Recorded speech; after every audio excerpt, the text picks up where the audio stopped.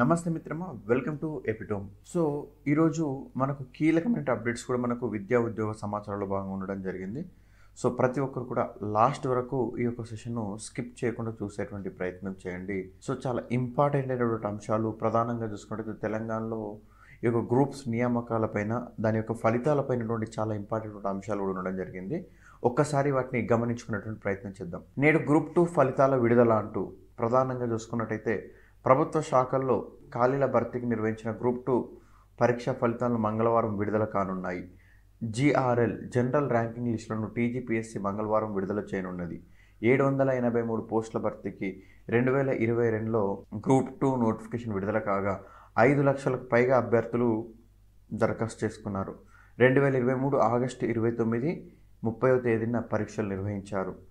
So మనకిక్కడ ప్రధానంగా చూసుకున్నట్టయితే మనకిక్కడ 2022లో నిర్వహించారు అంటున్నారు. ఇక్కడ ఈ డేట్ అయితే కొంచెం తప్పు ఇచ్చినట్టున్నారు. అది మనకు ప్రధానంగా చూసుకున్నట్టయితే అంటే అప్పుడు ప్లాన్ చేసుకున్నారు, బట్ అది పోస్ట్ పోన్ అయింది ఆ గ్రూప్ 2 ఫలితాలకు సంబంధించి. సో మరి అదే ఇది మనకు 2022లో అయితే మనకి 24 డిసెంబర్లో మనకి ఇది ఇవ్వడం జరిగింది. సో మూల్యాంకనం మరి ఇంకోటి అదేవిధంగా చూసుకున్నట్టయితే మూల్యాంకనంలో మోడల్ పేపర్ టీచర్లకు ప్రాధాన్యత ఇవ్వాలి అంటూ ప్రధానంగా చూసుకుంటే ఇంటర్ జవాబు పత్రాల మూల్యాంకన విషయంలో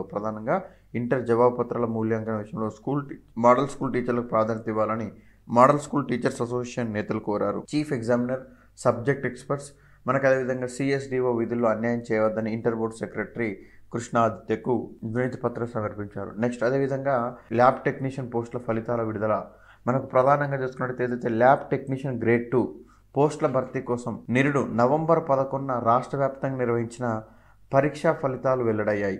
medical and health services recruitment board సోమవారం ఈ ఫలితాలను విడుదల చేసింది. కంప్యూటర్ బేస్డ్ టెస్ట్ విధానంలో నిర్వహించిన ఈ పరీక్షకు ఫైనల్ కీ ఆధారంగా నిన్న వెల్లడించడం జరిగిందండి. ఇది నిన్న మనకు ఇవ్వడం జరిగింది. అదేవిధంగా ప్రాథమిక కీనే ఫైనల్ కీ అంటూ ప్రధానంగా చూసుకున్నట్టయితే ఏదైతే ఈ యొక్క ల్యాబ్ టెక్నీషియన్ గ్రేడ్ 2 పరీక్షపై మనకు ప్రధానంగా MHSRB ప్రధానంగా చూసుకున్నట్లయితే మెడికల్ బోర్డు అనేది మనకు చెప్పడం జరిగింది.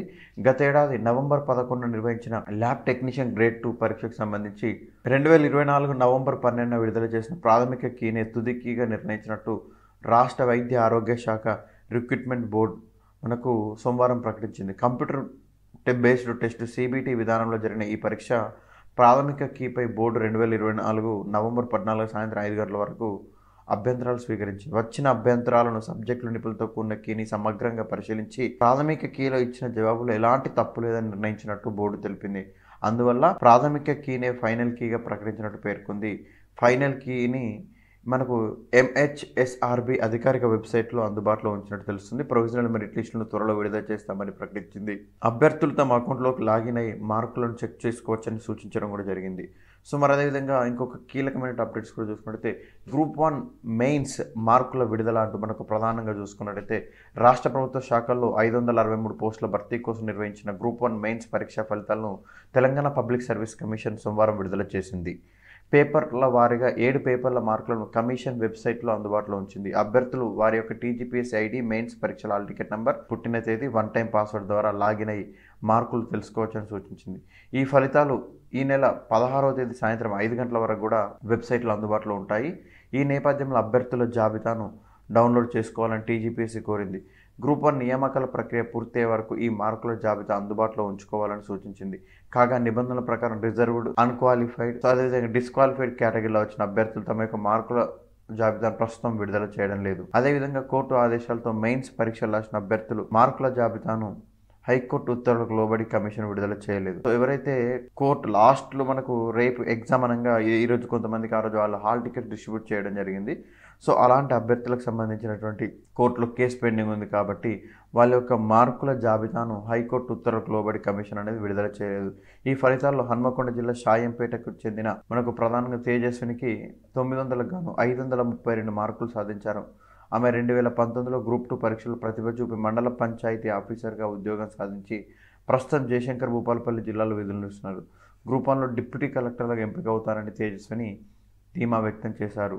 అదేవిధంగా నిన్న వచ్చినటువంటి అంశాలను కూడా గమనించుకున్నట్టయితే రీకౌంటింగ్కు అవకాశం. గ్రూప్ 1 మెయిన్స్ పరీక్షల అభ్యర్థులు తాము సాధించిన మార్కులపైన అభ్యంతరాలు ఉంటే రీకౌంటింగ్కు దరఖాస్తు. ఇక్కడ జాగ్రత్త చూడండి, రీకౌంటింగ్ అంటే ఆల్రెడీ ఎవాల్యుయేషన్ అయినటువంటి మీ యొక్క పేపర్ను మళ్ళొక్కసారి ఆ మార్కులను రీకౌంట్ చేస్తారు. ఆ మార్కులను రీకౌంట్ చేస్తారు తప్ప మళ్ళీ ఎలాంటి ఎవాల్యుయేషన్ అనేది ఉండదండి. అది జాగ్రత్తగా గమనించుకునేటువంటి ప్రయత్నం చేయండి.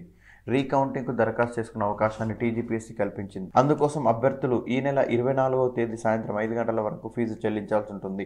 ఒక్కొక్క పేపర్కి మీరు రీకౌంటింగ్ కట్టాలనుకుంటే, ఇప్పుడు ఎగ్జాంపుల్ మీరు పేపర్ 1కి రీకౌంటింగ్ కట్టాలంటే ₹1000, పేపర్ 2కి రీకౌంటింగ్ కట్టాలంటే మరొక ₹1000, మీరు ఒక 5 పేపర్లకు రీకౌంటింగ్ కట్టాలంటే ఒక ₹5000 కట్టాల్సి ఉంటుంది. అది గమనించుకోండి. సో ఫీజు చెల్లింపు కోసం అభ్యర్థులు టీజీపీఎస్సీ ఐడి ద్వారా లాగిన్ అయ్యాక నిర్దేశించిన ఆప్షన్ ద్వారా ఆన్లైన్ పద్ధతిలో చెల్లించాలి. అనర్హతకు గురైన అభ్యర్థులు రీకౌంటింగ్కి అవకాశం ఉండదు.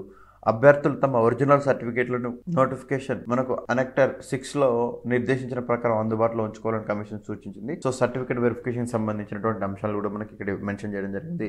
త్వరలో జీఆర్ఎల్ ప్రధానంగా చూసుకున్న రీకౌంటింగ్ ప్రక్రియ పూర్తి కాగానే జీఆర్ఎల్ అని చెప్తున్నారు. ఏడాది లోపలనే ఫలితాలు విడుదల చేసినట్టు చెప్తున్నారు. సో అది గమనించుకునేటువంటి ప్రయత్నం చేయండి. మరి అదేవిధంగా చూసుకున్నట్టయితే నేడు గ్రూప్ 2 ఫలితాలు విడుదల అంటే ఒక అంశాన్ని కూడా కవర్ చేసుకోవడం జరిగింది. సో ఈరోజు గ్రూప్ 2లో జీఆర్ఎల్ వస్తుంది. సో ఇది పరీక్ష రాసినటువంటి ప్రతి ఒక్క అభ్యర్థి తమ యొక్క మార్కులు తెలుసుకునే అవకాశం ఉంటుంది.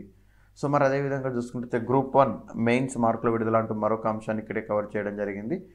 అదే కూడా సేమ్ అంశం గ్రూప్ 1 ప్రాథమిక మార్కుల ప్రకటన అభ్యర్థుల వ్యక్తిగత లాగిన్లు అంటూ మళ్ళీ అదేవిధంగా నేడు గ్రూప్ 2 మార్కుల వెల్లడి అంటూ మరొక అంశాన్ని కవర్ చేయడం జరిగింది.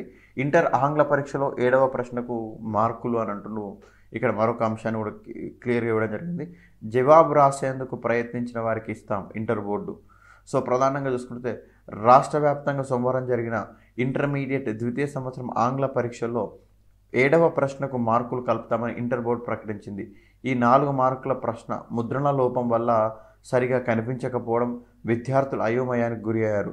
సో మనకు ప్రధానంగా చూసుకున్నట్టయితే పై చార్ట్లో ఇచ్చినటువంటి శాతాలు స్పష్టంగా ఉన్నా వాటిని వివరిస్తూ పక్కన చిన్న బాక్సులో ఇచ్చిన చుక్కలు గీతలు సరిగా కనిపించలేదు.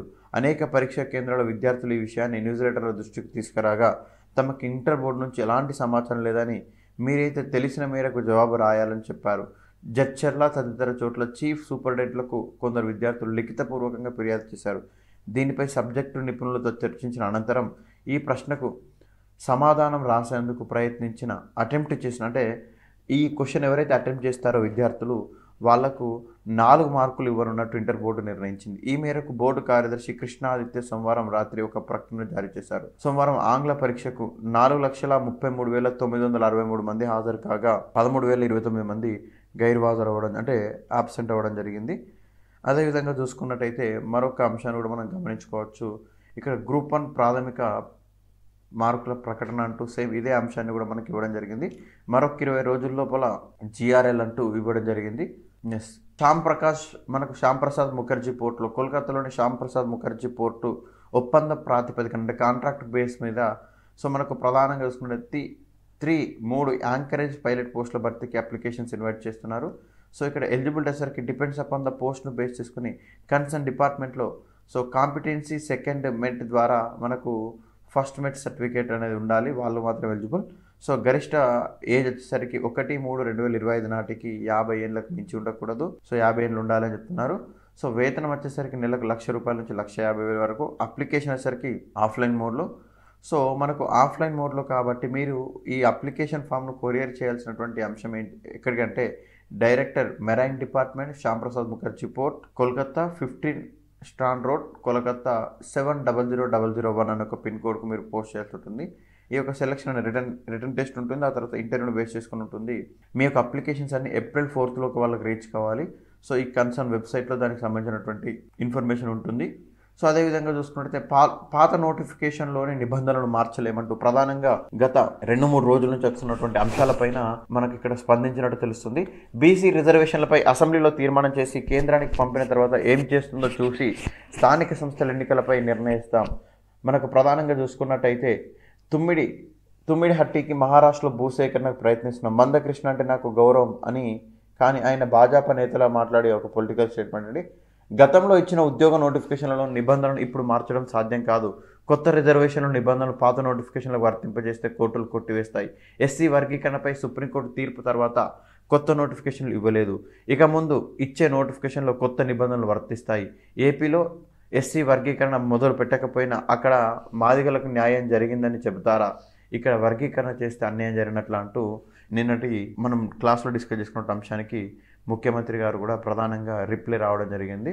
సో మందకృష్ణ మాదిగ గారు కోట్ చేసినటువంటి రేస్ చేసినటువంటి ఇష్యూకు సాక్షాత్తు రాష్ట్ర ముఖ్యమంత్రి గారు కూడా స్పందించడం జరిగింది. మరొక కీలకమైన అప్డేట్ కూడా చూసుకున్నట్లయితే ఏపీ ఐసెట్ 2025 మనకు నోటిఫికేషన్ అనేది రిలీజ్ అవ్వడం జరిగింది. సో మనకు ప్రధానంగా చూసుకున్నట్టయితే so applications are invite for the AP integrated common entrance examination test AP ICET 2025 అనేది మనకు రిలీజ్ అవ్వడం జరిగింది. సో దీనికి సంబంధించి మనకు ఇక్కడ క్లియర్గా సెట్స్ APSHE.AP.gov.in ఒక వెబ్సైట్లో ఉంటుంది. సో ఆన్లైన్ అప్లికేషన్స్ మనకు ఎప్పటి నుంచి స్టార్ట్ అవుతుందంటే 13th మార్చ్ 2025 స్టార్ట్ అయితే last date of online applications 9th April వరకు అప్లై చేసుకోవచ్చు అండి. ఇది ఐసెట్కి సంబంధించినటువంటి నోటిఫికేషన్. అదేవిధంగా ఆంధ్రప్రదేశ్ స్టేట్ ఫినాన్షియల్ కార్పొరేషన్ మనకు ప్రధానంగా notification for so engagement of the personal on contract basis అంటున్నారు. మనకు ప్రధానంగా చూసుకున్నట్లయితే అసిస్టెంట్ మేనేజర్ పోస్టుకు ఇక్కడ నోటిఫికేషన్ రిలీజ్ చేయడం జరిగింది. ఇది కాంట్రాక్ట్ బేస్డ్ అండి. సో మనకు ప్రధానంగా చూసుకున్నట్టయితే ఈ యొక్క అసిస్టెంట్ మేనేజర్ ఫినాన్స్ 15 పోస్టులు ఉండడం జరిగింది, టెక్నికల్ 8 పోస్టులు, లీగల్ 7 పోస్టులు ఉండడం జరిగింది. మొత్తంగా 30 పోస్టులు అనేది ఉండడం జరిగింది. సో మనకు దీనికి సంబంధించి ఆన్లైన్ రిజిస్ట్రేషన్ అండ్ పేమెంట్ కూడా మనకు చూసుకున్నట్టయితే 12/3/2025 ఆన్లైన్ అప్లికేషన్ స్టార్ట్ అవుతుంది. క్లోజింగ్ వచ్చేసరికి 11/4/2025 క్లోజ్ అవ్వడం జరుగుతుంది. సో మనకు డీటెయిల్ నోటిఫికేషన్ కోసం మీరు ఖచ్చితంగా esfc.ap.gov.in అనే వెబ్సైట్లో మీరు చూసుకోవచ్చు. సో దీనికి ఫుల్ డీటెయిల్స్ మీకు అక్కడ అందుబాటులో ఉంటాయి. అదేవిధంగా చూసుకున్నట్లయితే తుది విడత పరీక్షలు 5 రోజులు 9 పేజీలలో పేపర్ 1 9న ఉదయం పేపర్ 2 అంటూ మనకు ప్రధానంగా చూసుకున్నట్టయితే ఇది జేఈ ఏప్రిల్ 2 నుంచి జేఈ మెయిన్ తుది పరీక్షలు అంటూ మనకు ఫైనల్ ఎగ్జామ్స్ అనేది ఇవ్వడం జరిగింది. సో జేఈ మెయిన్ తుది పరీక్షల తేదీలను జాతీయ పరీక్షల సంస్థ NTA సోమవారం ప్రకటించింది. గతంలో ఏప్రిల్ 1 నుంచి 8 తేదీ మధ్యలో నిర్వహిస్తామని ప్రకటించి NTA తాజాగా పేపర్ 1 పేపర్ 2 పరీక్షల తేదీలను ఖరారు చేసింది. బీటెక్ సీట్లలో ప్రవేశానికి పేపర్ 1 ఆన్లైన్ పరీక్షను అదేవిధంగా ఏప్రిల్ 2, 3, 4, 7 తేదీల్లో 2 విడతలుగా నిర్వహిస్తారు. ఆయా రోజుల్లో ఉదయం 9 గంటల నుంచి 12 గంటల వరకు, మధ్యాహ్నం 3 గంటల నుంచి సాయంత్రం 6 గంటల వరకు పరీక్షలు కొనసాగుతాయి. 8వ తేదీన మాత్రం మధ్యాహ్నం విడత మాత్రమే పరీక్ష జరగనుంది. అంటే మొత్తం 9 విడతల్లో ఈ పరీక్ష నిర్వహిస్తారు. పేపర్ 1 పరీక్షల ఫలితాలను ఏప్రిల్ 17వ తేదీ నాటికి వెల్లడిస్తారు. తొలి విడత జేఈ మెయిన్ పేపర్ 1 పర్సంటేజ్ స్కోర్ను గత ఫిబ్రవరి 11న విడుదల చేశారు. తుది విడత పరీక్షల తర్వాత 2 విడతల్లో కలిసి వచ్చిన ఉత్తమ స్కోర్ను పరిగణలోకి తీసుకొని జాతీయ స్థాయిలో ర్యాంకులు ప్రకటిస్తారు. ఇక బీఆర్కు సీట్లను పేపర్ 2A, B ప్లానింగ్ సీట్ల భర్తీకి పేపర్ 2B పరీక్షలు అనేది ఏప్రిల్ 9న ఉదయం 2 విడతల్లో నిర్వహిస్తారు. తొలి విడత ఏప్రిల్ 1న తొలి విడత పేపర్ 1 పరీక్షకు దేశవ్యాప్తంగా 58,000 మంది హాజరవగా తెలుగు రాష్ట్రాల నుంచి 1,60,000 మంది హాజరయ్యారంటూ ఇక్కడ ఇవ్వడం జరిగింది. సో మరి అదేవిధంగా ఇంకొక కీలకమైన అప్డేట్ ఏంటంటే epitome police academy Andhra Pradesh Telangana వారి ఆధ్వర్యంలో SI constable, forest beat officer, forest range officer AP Telangana అభ్యర్థులను దృష్టిలో ఉంచుకొని ఫ్రీ మెగా గ్రాండ్ టెస్ట్ను కూడా మనకు మార్చ్ 12 అనగా రేపు కండక్ట్ చేయడం జరుగుతుంది. ఇది OMR బేస్డ్ ఆఫ్లైన్ ఎగ్జామినేషన్ అండి. Same exact final examination pattern ఏ విధంగా ఉంటుందో అదే విధంగా ఇక్కడ కూడా వీళ్ళు మనకు డిజైన్ చేయడం జరుగుతుంది. క్వశ్చన్ పేపర్ వచ్చరికి Telugu and English medium bilingual question paper ఉంటుంది. So prizes for top 3 rankers for the test series ప్రధానంగా చూసుకున్నట్టయితే ఇక్కడ మొదటి 3 ర్యాంకులు సాధించిన వారికి బహుమతులు కూడా ప్రదానం చేస్తున్నారు. సో ఫర్ రిజిస్ట్రేషన్ కాల్ అజాన్. సో ప్రధానంగా చూసుకుంటే ఎవరైతే ఇంక ఒక టెస్ట్కు రిజిస్ట్రేషన్ కాలేదో వాళ్ళందరూ కూడా 7095606638 అనే నంబర్కు కాల్ చేయమని చెప్తున్నారు. 7095606638 లేదా 7095606639 నెంబర్కి కాల్ చేయమంటున్నారు. సో ఈ యొక్క వెన్యూ వచ్చేసరికి Epitome IAS above Pizza Hut RTC cross road steel bridge pillar number 45 దగ్గర ఉండడం జరుగుతుంది. సో మీకు ఎవరైతే ఇంకా రిజిస్ట్రేషన్ చేసుకోలేదో వారందరూ కూడా ఇక్కడ కనిపిస్తున్న QR కోడ్ను స్కాన్ చేయండి. ఈ QR కోడ్ను స్కాన్ చేస్తే మీకు గూగుల్ ఫామ్ ఓపెన్ అవుతుంది. ఈ యొక్క ఎగ్జామ్కి మీరు అటెండ్ చేయాలంటే దీన్ని రిజిస్ట్రేషన్ చేసుకోవాల్సి ఉంటుంది. ఇది ఈ రోజు ఉన్నటువంటి కీలకమైనటువంటి అప్డేట్స్ అండి. మరింత సమాచారంతో రేపటి సెషన్లో మళ్ళీ మనం కలిసేటువంటి ప్రయత్నం చేద్దాం. సో ఫర్ మోర్ డీటెయిల్స్ కానీ లేటెస్ట్ అప్డేట్స్ కోసం ప్రతి ఒక్కరు కూడా ఎపిటోమ్ IAS యూట్యూబ్ ఛానల్ను సబ్స్క్రైబ్ చేసుకోండి. Thank you. Happy learning.